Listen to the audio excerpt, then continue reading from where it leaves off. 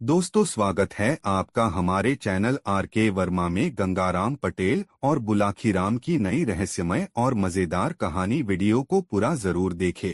दोस्तों, गंगाराम पटेल और बुलाखीराम दोनों रात को एक दूसरे नगर में ठहरे तो वहां बुलाखी फिर बाजार में एक अजूबा नजारा देख आया। उसने जब वापस लौटकर यह बाल गंगाराम पटेल को बताई तो गंगाराम ने अपना वही रटा रटाया वाक्य दोहरा दिया, अभी नहीं बुलाखीराम, मैं तेरी इस बात का उत्तर रात को सोते समय ही दूंगा। अभी तो यात्रा से चलकर आए हैं, थके हुए हैं। पहले नहा धोकर स्नान ध्यान कर लें। भोजन के पश्चात जब निवृत्त हो जाएंगे तब आराम से बिस्तर में लेटकर सारी बातें होंगी। अभी तो पहले तू अपनी, मेरी और उन दोनों बेचारे घोड़ों की पेट पूजा की तैयारी कर, क्योंकि हमारी तरह वे भी तो थके हुए होंगे। ऐसा कहकर पटेल शौचादि से निवृत्त होने के लिए चले गए। रात को जब वे दोनों फारिग होकर बिस्तर पर आ लेटे तो पटेल ने उससे कहा, हाँ तो बुलाखीराम जी, अब आप उस नई घटना को बताइए जिसे आज शाम आप इस नगर में देख आए हैं और जिसका रहस्य जानने के लिए आप मरे जा रहे हैं। बुलाखी कहने लगा, पटेल जी, लगता है आज आप विनोद के भाव से भरे हुए हैं, तभी आज आप मुझे आप कहकर संबोधित कर रहे हैं, अन्यथा आप तो मुझे तू के संबोधन से नवाजा करते थे। भाई बुलाखी, सुनकर पटेल बोले, दो मित्रों में जब ज्यादा गहरा अपंत्व का भाव होता है वहां सारी औपचारिकताएं अपने आप खत्म हो जाया करती हैं। मेरी बातों का बुरा मत माना कर, मैं तुझे अपना मानता हूं न, इसलिए ऐसी आदत पड़ गई है। बहरहाल छोड़ इस बात को और बता कि तूने आज शाम कौन सा अजूबा दृश्य देखा था।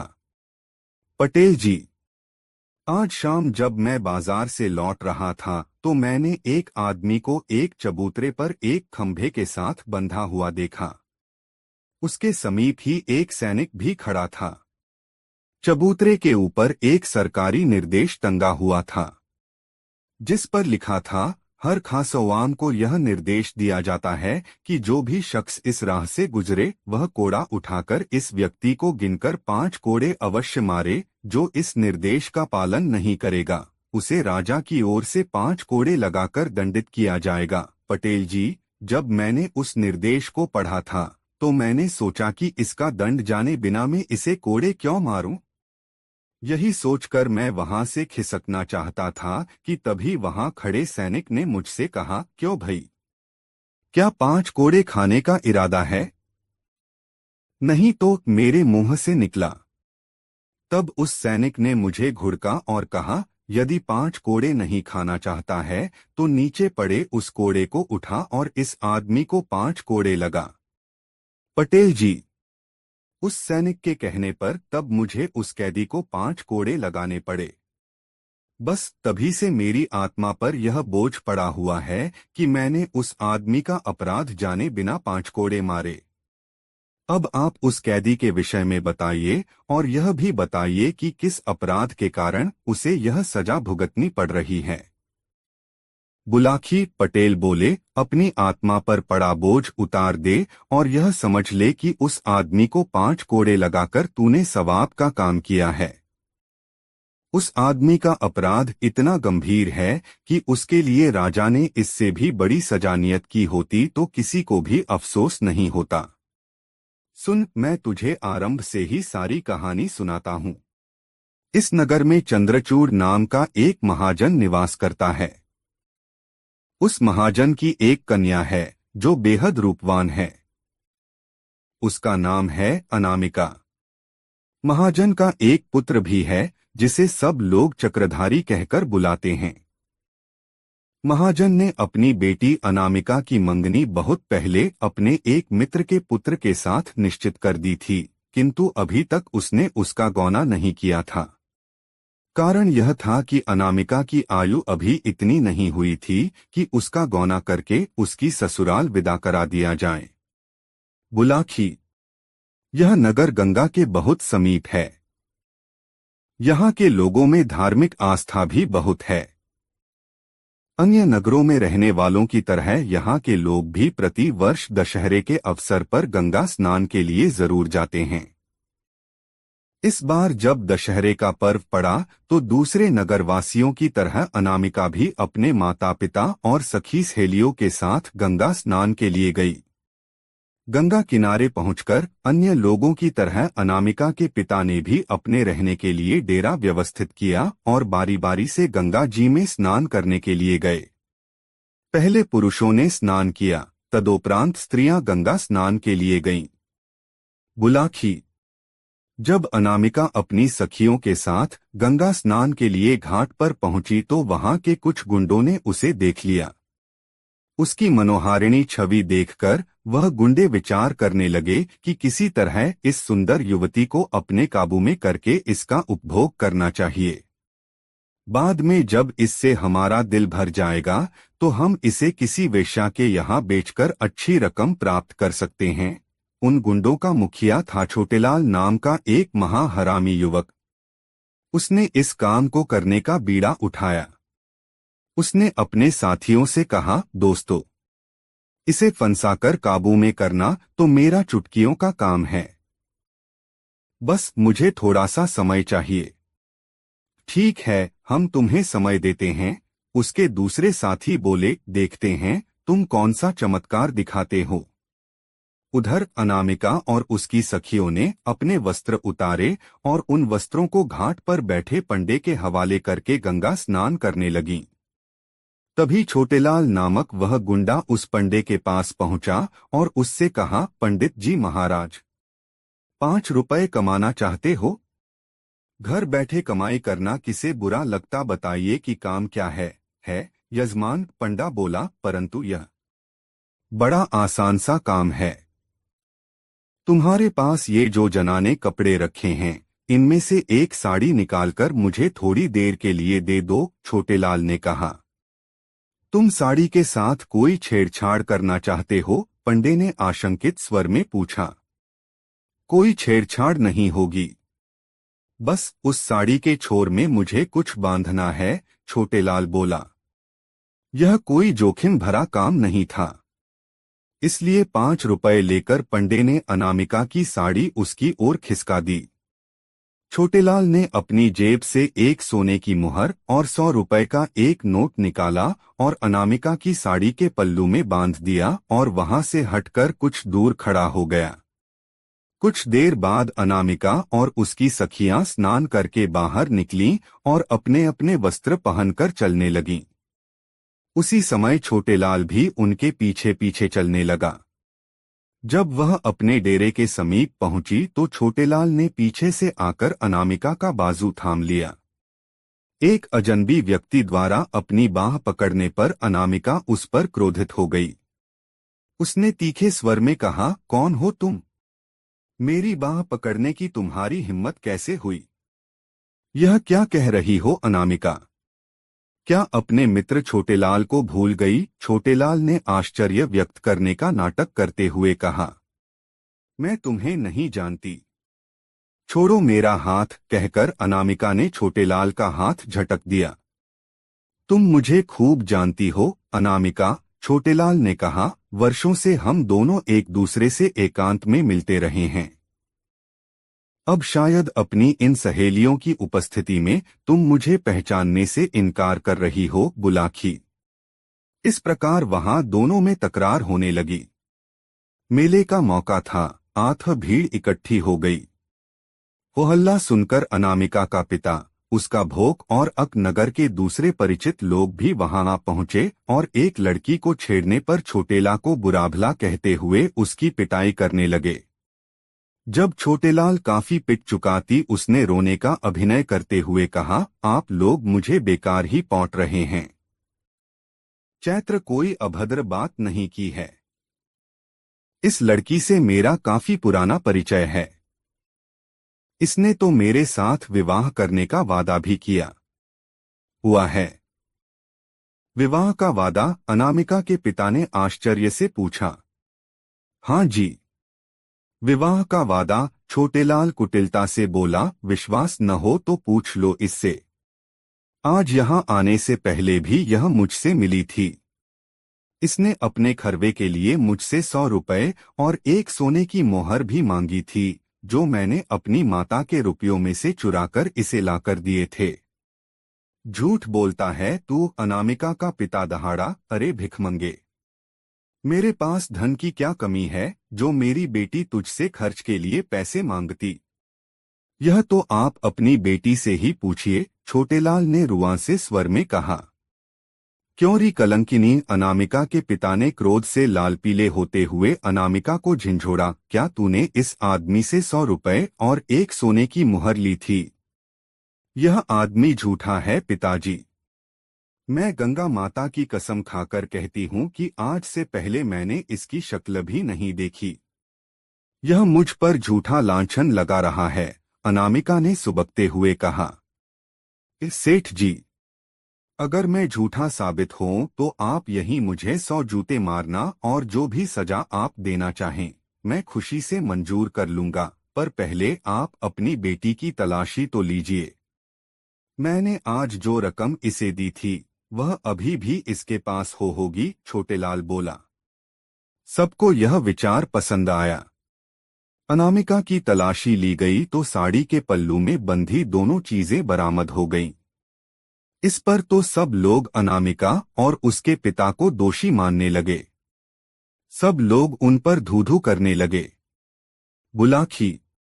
तब अनामिका के पिता और उसके भाई को अनामिका पर इतना क्रोध आया कि उन्होंने उसी घड़ी अनामिका का त्याग कर दिया।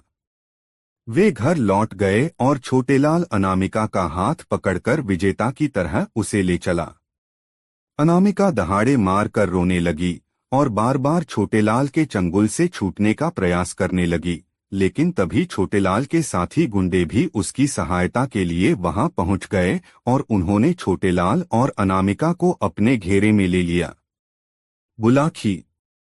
जब अनामिका रो रो कर हलकान हो रही थी और अपनी सहायता की गुहार लगा रही थी, तभी यहाँ के राजा की सवारी वहां से गुजरी। एक लड़की को सहायता के लिए चिल्लाते देख राजा ने अपनी पालकी रुकवाई और नीचे उतर का सड़कों से उसके रोने का कारण पूछा। अनामिका ने रोते हुए सारी बात बताई तो फिर सड़क ने छोटेलाल से पूछा। छोटेलाल ने वही झूठी कहानी राजा के सामने दोहरा दी कि राजा लड़की उससे प्रेम करती है, फिर भी सबके सामने अपनी बात कहने में संकोच कर रही है। इसके माता पिता ने अब इसे मुझे सौंप दिया है। उस मुंडे छोटेलाल की बातें सुनकर राजा को कुछ गोलमाल नजर आया। उसने अपने सैनिकों को आदेश दिया कि इन दोनों को अपने नगर से चली।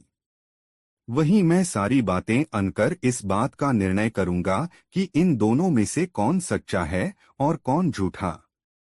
तब दोनों दरबार में पेश किए गए। राजा ने अनामिका से पूछा, देवी, तुम कहती हो कि अब से पहले तुमने इस आदमी को कभी देखा नहीं था, फिर इसकी यह भारत क्यों कर सच साचित हो गई कि तुम्हारी साड़ी के पल्लू से इसके दिए हुए रुपए और सोने की घोहर चरामद हो गई? अन्नदाता, अनामिका बोली, मुझे इस बात का बिल्कुल भी ज्ञान नहीं है कि रे दोनों चीजें मेरी साड़ी के पल्लू में किसने बांधी। अपनी साड़ी तो मैंने कहीं उतारी भी नहीं, भी सिवाय उस समय के जब मैं स्नान करने के लिए गंगा जल में उतरी थी। अपने वस्त्र तुमने कहाँ रखे थे? राजा ने पूछा। हमने अपने वस्त्र घाट पर बैठे पंडे को सौंपे थे, अनामिका ने कहा। पलक झपकते ही सारी बातें राजा की समझ में आ गईं। वह समझ गया कि सड़कों के साथ छल किया गया है। तब उसने उस पंडे को दरबार में पेश होने का हुक्म दिया और पंडे के पहुंचने पर राजा ने उसे दंड का भय दिखाया तो भय से कांपते हुए छे ने सब कुछ बक दिया। उसने बता दिया कि यह काम छोटेलाल ने ही किया था। बुलाखो।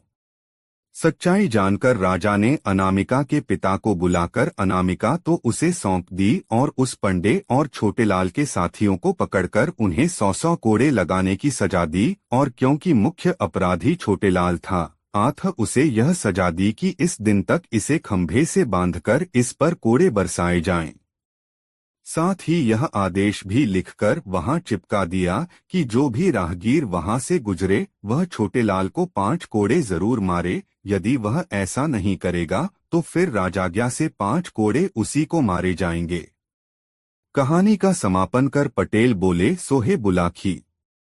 यह है सारी कहानी। आबा राजा की आज्ञा से छोटेलाल को सजा दी जा रही है। अपने कुकर्म का फल उसे भोगना पड़ रहा है। जो दृश्य आज तूने देखा है वह उसी समय का है।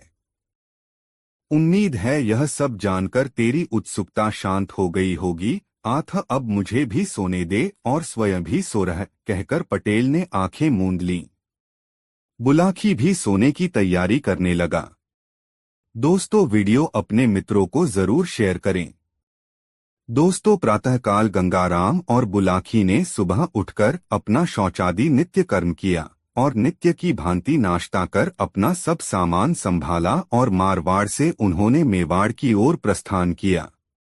मेवाड़ राज्य राजधानी राज्यों में अति प्रसिद्ध राज्य है। यहाँ एक समय राणा वंश का राज्य था। इस क्षेत्र में पर्वत अधिक है। यहाँ रास्ता कंकरीला तथा पथरीला है। यहाँ सबसे प्रसिद्ध नगर चित्तौड़ है, जो कि कभी राज्य की राजधानी था। गंगाराम और बुलाखी सायंकाल चलते चलते चित्तौड़ नगर में आए। उन्होंने देखा कि चित्तौड़ नगर गंभीरी नदी के तट पर बसा हुआ है। चित्तौड़ का किला भारत के सभी किलों में बड़ा है, जो कई मील में बना हुआ है। किले के 7 दरवाजे हैं। पांडव पोल, भैरव पोल, हनुमान पोल, गणेश पोल, नारेला, लक्ष्मण द्वार तथा राम द्वार है। 7वां दरवाजा ही राम द्वार है। यहीं से किले के अंदर प्रवेश करते हैं। किले के भीतर पद्मिनी का महल, रतन सिंह का महल, फतेह सिंह का महल, शिव मंदिर, काली मंदिर, मीराबाई का मंदिर, जैन मंदिर, विजय स्तंभ तथा 4 भुजा आदि के प्रसिद्ध मंदिर तथा कुछ बावड़ी और कुंड आदि है। सब स्थानों को देखने के बाद वह दोनों गंभीरी नदी के तट पर एक बड़े वृक्ष के नीचे ठहरे। यहाँ और बहुत से यात्री भी ठहरे हुए थे। गंगाराम ने बुलाखी को सामान खरीदने को रुपए दे दिए। वह खाने का सामान लेने के लिए शहर में आया। जब वह सामान खरीदने के लिए जा रहा था तो उसने देखा कि एक भटियारा, एक फौजी जवान तथा एक वेश्या एक आदमी को पकड़े हुए राजदरबार की ओर जा रहे हैं। यह तीनों कह रहे थे कि यह आदमी बड़ा ठग है, इसने हम सबको ठगा है। आज मुश्किल से पकड़ा गया है। इसे राजा के यहाँ ले जाकर सजा दिलाएंगे। उनके साथ बहुत भीड़ थी। यह सब देखता हुआ वह सामान खरीदने चला गया और कई दुकानों से जाकर सामान खरीदा। जब सामान खरीदकर वापस आया तो देखा नगर निवासियों के साथ वह ठग आजादी से घूमता आ रहा था। लोगों से पूछने पर पता चला कि इसने भी राजा के सामने सब अपराध स्वीकार कर लिया था। फिर भी इसे निर्दोष कहकर छोड़ दिया गया। यह सुनकर उसे बड़ा आश्चर्य हुआ कि अपराध स्वीकार कर लेने के बाद राजा ने उसे बिना दंड दिए क्यों छोड़ दिया। यह विचार करता हुआ वह गंगाराम पटेल के पास आया, सामान सामने रखकर बोला कि मेरी राम राम लो, मैं घर चला। पटेल जी बोले, तुमने जरूर कोई चरित्र देखा है। पहले खाना तो बनाओ, फिर मैं तुम्हारी बात का जवाब दूंगा। पटेल की यह बात सुनकर बुलाखी जल लाया। बर्तन साफ किए, उसके बाद उन्होंने मिलजुल कर खाना बनाकर खाया। फिर बुलाखी ने पटेल जी का बिस्तर लगा दिया। हुक्का ताज़ी करके उनके सामने रखा। जब तक पटेल जी हुक्का पीकर आराम करने लगे तब तक बुलाखी ने बर्तन साफ कर सब सामान संभाल कर रखा। फिर वह पटेल जी के पैर दबाने लगा और पटेल जी से बोला, आपने मेरी बात का उत्तर देने को कहा था तो अब उत्तर दीजिए। जब पटेल जी ने कहा कि पहले अपनी आज की देखी हुई अजूबी बात तो सुनाओ। बुलाखी की सारी बात सुनकर गंगाराम पटेल बोले कि मैं बात कहूं तो तुम हुकारा देते रहना। पटेल जी बोले, सुनो, एक जाट बहुत गरीब हो गया था। उसके पास जब कुछ नहीं रहा तो वह अपनी टूटी हंडिया और थोड़े से चावल बांधकर अपने घर से चल दिया। चलते चलते एक सराय में जाकर ठहरा और भटियारी से कहा कि हमारे यह चावल हमारी हंडिया में ही बनाना, मैं जब तक घूम कर आ रहा हूँ। भटियारी ने उस छोटी सी हंडिया में चावल पकने रख दिए। वह आदमी कहीं बाहर नहीं गया, उसी के घर में छिपकर बैठ गया और भटियारी को छुपे छुपे देखता रहा। जब चावल पक गए तो भटियारी का लड़का बोला, थोड़े चावल मुझे दे दो। भटियारी ने 2 चम्मच चावल उसे खाने को दे दिए। थोड़ी देर बाद दूसरा लड़का आया, उसने भी भटियारी से चावल मांगे। भटियारी ने 2 चम्मच चावल उसे भी दे दिए। वह भी खाकर चला गया। वह आदमी यह सब देखता रहा, फिर निकलकर बाहर आया और भटियारी से चावल खाने को मांगे। भटियारी ने उसकी हंडिया उसके सामने लाकर रख दी। उसने हंडिया को कान से लगाया और बोला, अरे चुप भी हो जा। भटियारी ने बस 2-2 चम्मच चावल अपने दोनों लड़कों को ही तो दिए हैं, ज्यादा तो नहीं दिए। इतना कहकर हंडिया में से चावल प्लेट में रखकर खा लिए। जब वह चावल खा चुका तो भटियारी बोली कि तुम यह क्या कर रहे थे। भटियारी ने दोनों लड़कों को 2-2 चम्मच चावल दिए। इतनी सुनकर वह आदमी बोला, दोहा, हंडिया जादू की भरी, कहती है सब हाल। चोरी सारी कान में, बतलाती तत्काल। जब उस आदमी की यह सुनी तो भटियारी ने सोचा कि यह हंडिया तो वास्तव में जादू की है। मैंने जो चावल निकाले वह इसने बता दिए, मेरे यहाँ तो अधिक चोरी होती है। अगर यह हंडिया मुझे मिल जाए तो मैं चोरी का पता लगा लिया करूंगी। ऐसा विचार कर वह कहने लगी, दोहा, हंडिया दे दे यह मुझे होए बड़ा एहसान। इसकी कीमत अभी मैं नगद करूं भुगतान। भटियारी की यह बात सुनकर हंडिया का मालिक बोला, दोहा, 100 रुपया का मोल है, सुन भटियारिन बात।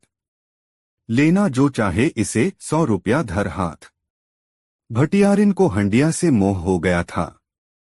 उसने 100 चांदी के रुपए लाकर उसे दिए और हंडिया अपने हाथ में ले ली। वह आदमी 100 रुपए लेकर वहां से बड़ी जल्दी चला गया। इतने में ही भटियारी का पति आया तो भटियारी ने उसे हंडिया दिखाई और कहा कि यह 100 रुपए में खरीदी है। भटियारिन की बात सुनकर भटियारे को क्रोध हो गया और बोला, यह फूटी हंडिया 100 की बताती है। उसने उठाकर वह हंडिया जमीन पर दे मारी तो वह टुकड़े टुकड़े हो गई। उस भटियारी ने उसे चोरी बताने वाली करामात बताई तो भटियारा बोला, वह कोई ठग था जो तुझे 100 रुपए में फूटी हंडिया देकर ठग ले गया है। अब मैं जाता हूँ, उसे पकड़कर रुपए वसूल कर लूंगा। यह कहकर भटियारा लाठी ले लोगों के बताए हुए रास्ते पर उस ठग की तलाश में जंगल की ओर चल दिया। ठग 100 रुपए लेकर जंगल के रास्ते जा रहा था कि एक रीछ ने उसे देखा और रीछ उसके पीछे दौड़ा। वह भागकर एक पेड़ की ओट में हो गया। पेड़ के दूसरी ओर से रीछ ने उसे पकड़ने को अपने हाथ बढ़ाए, परंतु उस आदमी ने रीछ के दोनों हाथ पकड़ लिए, बीच में ही पेड़ था। रीछ और वह आदमी पेड़ के चारों ओर घूम रहे थे। वह आदमी सोचता था कि यदि मैं रीछ के हाथ छोड़ दूंगा तो रीछ अवश्य मुझे मार डालेगा। इतने में उसकी अंटी से 20 रुपए निकलकर पेड़ के इधर उधर गिर गए। उसी समय घोड़े पर सवार एक फौजी जवान उधर से निकला। उसने रीछ और उस आदमी को पेड़ के चारों ओर घूमते देखा तो वह समझ गया कि रीछ इसे मार डालेगा। यह विचार कर उसने अपनी बंदूक रीछ को मारने को उठाई। यह देखकर आदमी बोला, दोहा, रीछ पालतू तू है मेरा, सुनो लगाकर कान। मनमानी देता है रकम, देखो स्वयं प्रमाण। यह रुपया अकेले में निकालता है। तुमको आया हुआ देखकर इसने रुपया देना बंद कर दिया है। अब तक तो मैं सैकड़ों रुपया पैदा कर लेता। घोड़े के सवार ने जब यह बात सुनी और 20 रुपए पड़े भी देखे तो उसने समझा कि वास्तव में रीछ करामाती है। रुपया इसके पेट में भरे हैं। अगर यह मुझे मिल जाए तो मैं मनमानी रकम कमा लूं। यह विचार कर कहने लगा, दोहा मुझको दे दे रीछ, यह मैं बतलाऊं तोय। रुपए की है इस समय बहुत जरूरत मोय।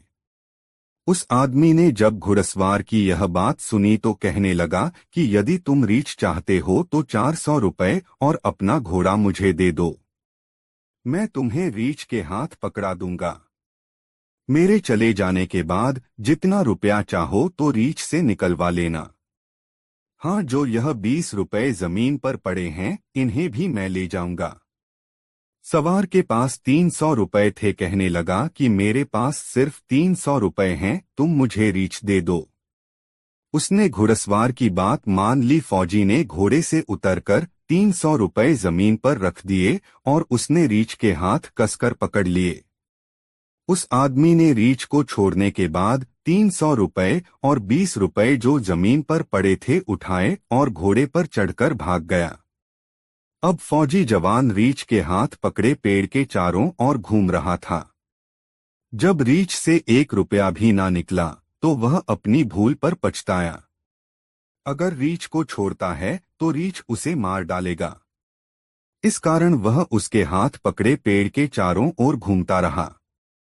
इतने में वह भटियारा बोला, वह आदमी जो तुम्हारा घोड़ा और रुपया ले गया बड़ा ठग है। हमारे यहाँ 100 रुपए में फूटी हंडिया दे आया है। तुम यह तो सोचो कि रीछ के पेट में रुपया कहाँ से आए।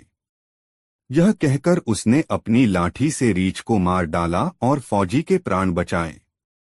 अब वह भटियारा तथा फौजी दोनों उसको पकड़ने के लिए घोड़े के पांव के निशान देखते हुए चल दिए। उधर वह ठग घोड़े पर सवार होकर दूसरे शहर में शाम के समय एक तवायफ के यहाँ सराय में जा ठहरा। उसने घोड़े को 2 सेर दाना खिलाया और तवायफ से कहा, तुम सुबह मेरे घोड़े की लीद मत फिंकवाना। उसने 4 बजे रात को उठकर घोड़े की लीद में 200 रुपए मिला दिए और सवेरे उठकर तवायफ के सामने पानी मांगकर लीद को धोना शुरू किया। उसमें से 200 रुपए जो उसने मिलाए थे सो निकाल लिए और बोला, यह मेरा घोड़ा करामाती है। देखो तुम्हारे सामने मैंने इसे 2 सेर दाना खिलाया था। इसने लीद में से 200 रुपए दिए। इसे जितने सेर दाना खिलाता हूँ उतने ही सैकड़ा रुपया लीद के साथ निकालता है।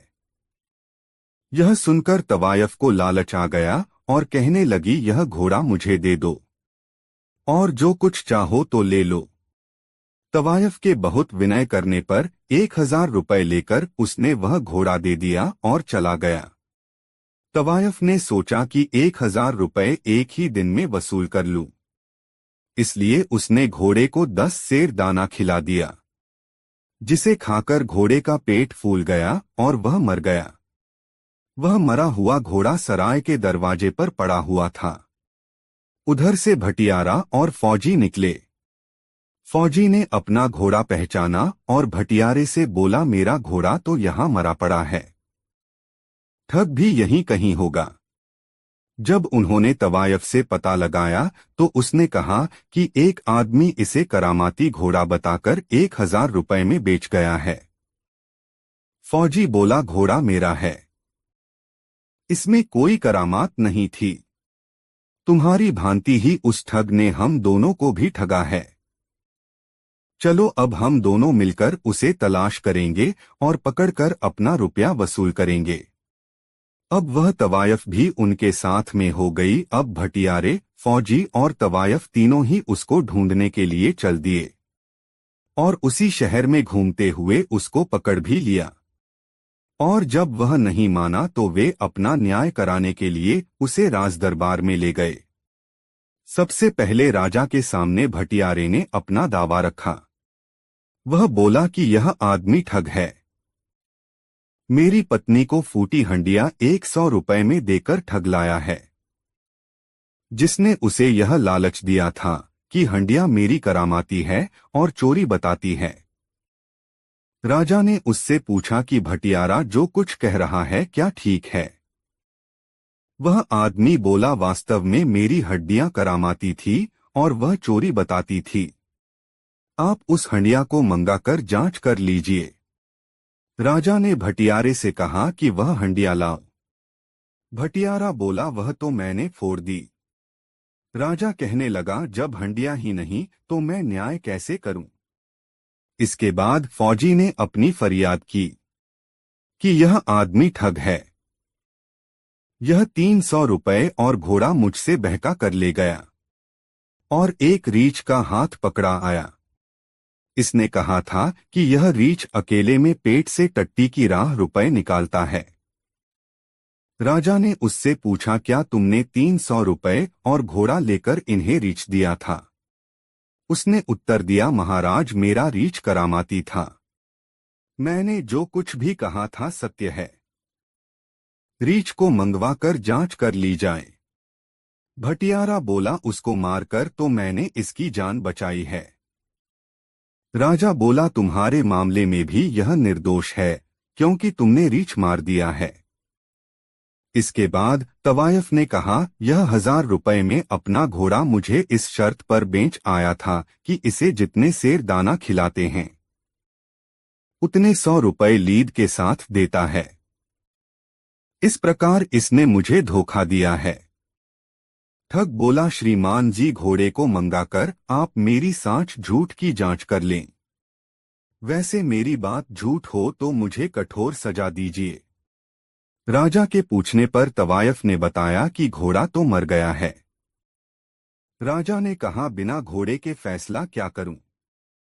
हे बुलाखी नाई, तुम इसी ठग को देखकर आए हो जिसे सबूत ना मिलने पर राजा ने निर्दोष छोड़ दिया। अब रात अधिक हो गई है, सवेरे जल्दी जागना है, इसलिए अब सो जाओ। दोस्तों, गंगाराम पटेल और बुलाखीराम नाई की यह मजेदार कहानी आपको कैसी लगी कमेंट बॉक्स में जरूर बताएं। दोस्तों, काशी यात्रा में गंगाराम पटेल और बुलाखीराम नाई ने दिन भर की यात्रा समाप्त कर एक नए नगर में प्रवेश किया। वहां उन्होंने ठहरने के लिए एक उचित स्थान की खोज की और वहीं रैन बसेरा करने का निश्चय कर लिया।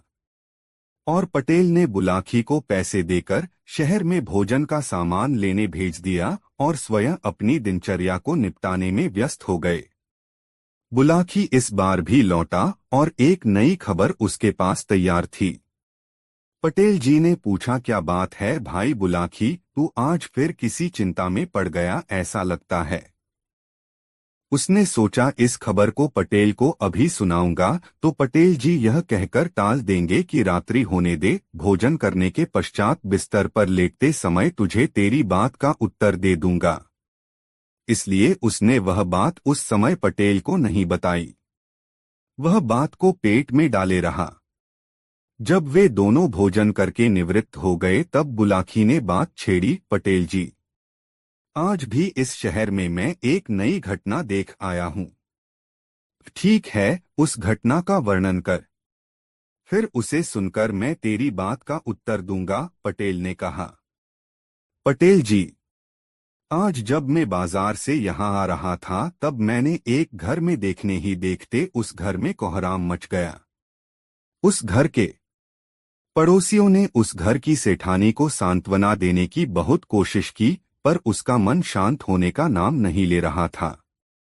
उसका रुदन बढ़ता ही गया। रुदन विलाप करते उसकी हालत पागलों जैसी हो गई थी। तभी उसकी नजर रोते हुए काफूर पर पड़ी तो अनायास ही उसके मुंह से निकल गया, काफूर, खड़ा खड़ा क्या देख रहा है। जब मालिक ही नहीं रहे तो यह वैभव अब किस काम का। इस सब को तू मिट्टी में मिला दे।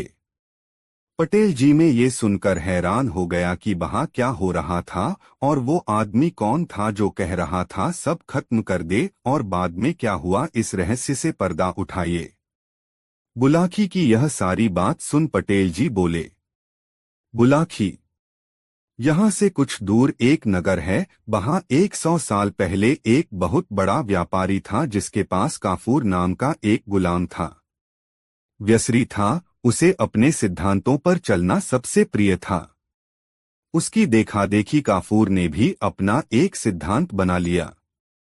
उसका सिद्धांत था 6 महीने में एक छोटा सा झूठ और 12 महीने में एक बार कोई बड़ा झूठ बोलना। एक बार व्यापारी ने विदेश जाने की योजना बनाई, इसलिए उसने निश्चय किया कि सभी गुनाभा को बेच दिया जाए।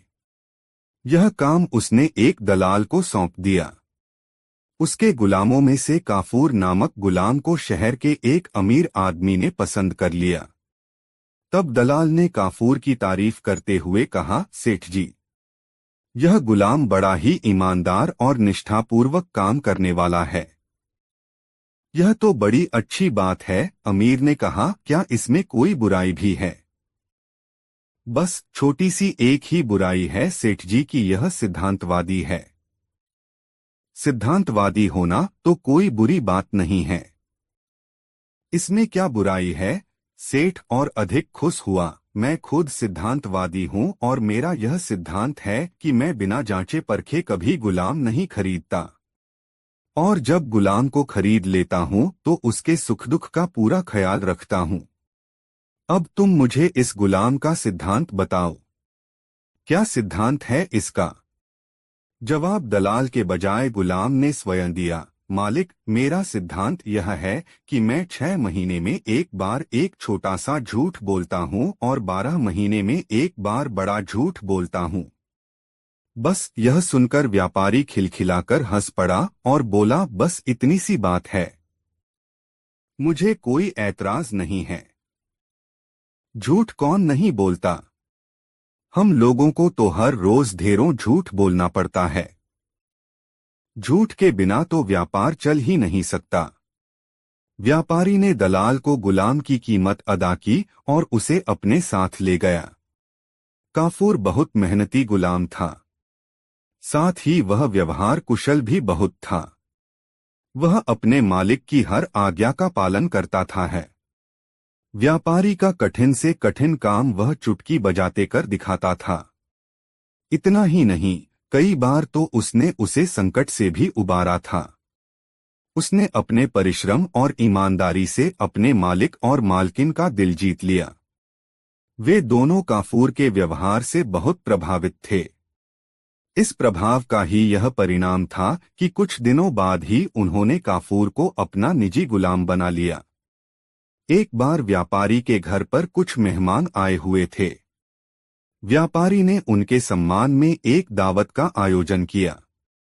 यह आयोजन व्यापारी ने अपने रंगमहल में किया था और यह स्थान शहर से बाहर था। दावत शुरू होने वाली थी कि तभी व्यापारी को ख्याल आया कि वह अपना सोने का अतरदान तो घर पर ही भूल गया है। उसने काफूर को बुलाकर उससे तुरंत घर जाकर अतरदान लेकर आने के लिए कहा। मालिक का आदेश पाकर काफूर तुरंत घर के लिए रवाना हो गया। काफूर को इस व्यापारी के यहाँ गुलामी करते हुए आज 6 महीने पूरे हो रहे थे। रास्ते में उसे याद आया कि अपने सिद्धांत के अनुसार उसे आज ही कोई छोटा सा झूठ बोलना चाहिए। काफूर को इस तरह का छोटा मोटा झूठ बोलने के लिए कोई कहानी गढ़ने में अधिक समय नहीं लगता था। उसने तुरंत एक कहानी गढ़ ली। उसने रास्ते से मिट्टी उठाकर अपने शरीर पर लगा ली, सिर के बाल बिखेर लिए। फिर वह रोता पीटता घर के आंगन में जा पहुंचा तथा बिना कुछ कहे आपा पीट पीट कर विलाप करने लगा। कितना नेक था मेरा मालिक! या अल्लाह, तूने मेरे मालिक को इतनी जल्दी क्यों उठा लिया? अच्छा होता कि मालिक के बदले तू मुझे उठा लेता। अब मेरा क्या होगा? इतना कहकर वह और जोर जोर से छाती पीटने लगा। काफूर के रोने की आवाज सुनकर व्यापारी की पत्नी घबरा गई। वह भागती हुई बाहर आई। उसे देखते ही काफूर ने रोते रोते कहा, मालकिन, गजब हो गया। मालिक रंग महल में मेहमानों के साथ बैठे हुए थे। एकाएक पीछे की दीवार उन पर गिर पड़ी। मालिक और सभी मेहमान उसके नीचे दब कर मर गए। हाय मालिक! यह सुनकर मालकिन दहाड़े मार मार कर रोने लगी। बात पता चलने पर उसकी दोनों बेटियां और पड़ोसी भी रुदन में शामिल हो गए। घर के दूसरे नौकर भी मालिक की मौत की खबर सुनकर रोने लगे। देखने ही देखते पूरे घर में कोहराम मच गया। पड़ोसियों ने सेठानी को सांत्वना देने की बहुत कोशिश की, पर उसने शांत होने का नाम नहीं लिया। उसका रुदन बढ़ता ही गया। रुदन विलाप करते उसकी हालत पागलों जैसी हो गई थी। तभी उसकी नजर रोते हुए काफूर पर पड़ी तो अनायास ही उसके मुंह से निकल गया, काफूर, खड़ा खड़ा क्या देख रहा है? जब मालिक ही नहीं रहे तो यह वैभव अब किस काम का? इस सब को तू मिट्टी में मिला दे। मालकिन के हुक्म की तामील करना गुलाम का फर्ज है। यही सोचकर काफूर ने तुरंत इतीदा उठाया और घर की एक एक चीज को तोड़फोड़ कर रख दिया।